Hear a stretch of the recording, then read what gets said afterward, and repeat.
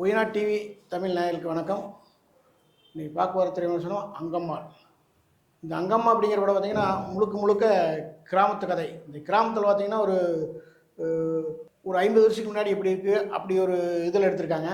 இந்த கிராமத்தில் பார்த்தீங்கன்னா அங்கம்மா அப்படிங்கிற ஒரு அம்மா வந்து ஒரு ஜாக்கெட் போடாமல் ஒரு போல்ட்டான ஒரு அங்கம்மான்னு சொல்லலாம், ஒரு ரவுடி அம்மா ரங்கம்மான்னு சொல்லலாம்.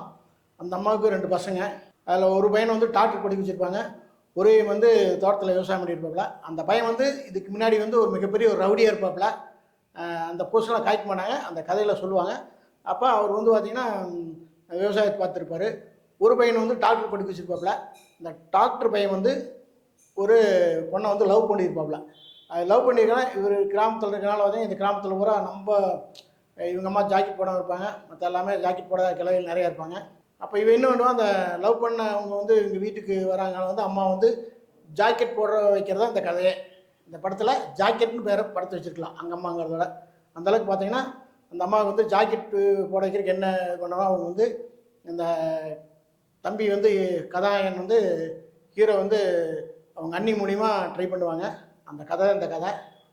அந்த இடையில பார்த்தீங்கன்னா அந்த அம்மாங்கிற அங்கம்மா அப்படிங்கிற அம்மா பார்த்தீங்கன்னா வேற ஒருத்தர் லவ், அந்த வயசுலேயும் ஒரு 50 வயசுலேயும் ஒருத்தர் லவ் பண்ணுற மாதிரி ஒரு சில இதெல்லாம் காய்ப்பாங்க காட்சிக்கலாம்.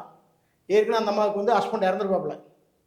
இறந்ததுக்கப்புறம் தான் 2 வருஷம் கஷ்டப்பட்டு படிக்க வச்சு, ஒரு பையனை கஷ்டப்பட்டு படிக்க வச்சுட்டு ஒரு பையன் வந்து விவசாயம் பண்ணிட்டு இருப்பாப்புல.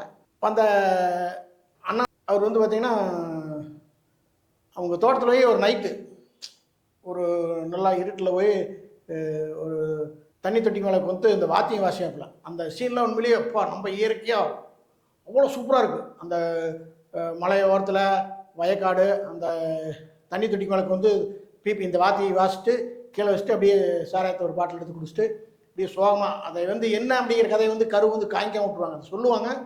அதையெல்லாம் காமிச்சிருந்தாங்கன்னு உண்மையும் நல்லா இருந்திருக்கு. அந்த அண்ணனுடைய இதுவும் தம்பியும் வந்து என்ன பண்ணுறாங்கன்னு சில விஷயத்தெல்லாம் ஃபோல்ட்டாக காமிச்சிருப்பாங்க. உண்மையிலே வந்து படம் வந்து ரொம்ப சூப்பர். இந்த அங்கம்மாங்க கேரக்டர் பார்த்தீங்கன்னா அந்த நடிகை உண்மையை ரொம்ப டாப்பாக நடிச்சிருக்காங்க. இந்த படம் வந்து அவார்டு படம்னு சொல்லலாம். அந்த அளவுக்கு பார்த்தீங்கன்னா ரொம்ப டீப்பாக இருக்குது. இப்போ இருக்கிற பசங்க பிடிக்கணும் இல்லை, உண்மையிலேயே வந்து ஒரு 2 மணி நேரம் வந்து அவ்வளோ அருமையான சில சீன்லாம் பார்த்தீங்கன்னா ஃபஸ்ட்டு எடுத்தோன்னே அது இயற்கை காட்சி. ஃபஸ்ட்டு அந்த கிளைமேக்ஸில் ஃபஸ்ட்டு ஸ்டார்டிங்லேயே வந்து ஒரு இயற்கை காட்சியில் மலையிலேருந்து பார்த்திங்கன்னா ஒரு பூ வரும். ஒரு 50 வருஷத்துக்கு ஒருக்கா ஒரு பூ ஒன்று வரும். அந்த பூ வரையில் பார்த்திங்கன்னா அந்த காற்று வந்து உறவே தூக்கிட்டு போய் அப்படிங்கிற மாதிரி ஒரு சீனில் எடுத்துருப்பாங்க. அதெல்லாம் பார்த்திங்கன்னா நம்ம மனசுக்கு உருக்கமான சீனாக இருக்குது. இந்த அங்கம்மாங்கிற படம் பார்த்திங்கன்னா முழுக்க முழுக்க கிராமத்தில் எடுத்து அருமையாக அவ்வளோ சூப்பராக இருக்குது. இந்த படத்தை நீங்கள் போய் திரையரங்கில் பாருங்கள். அங்கம்மா படம் வந்து சூப்பர்.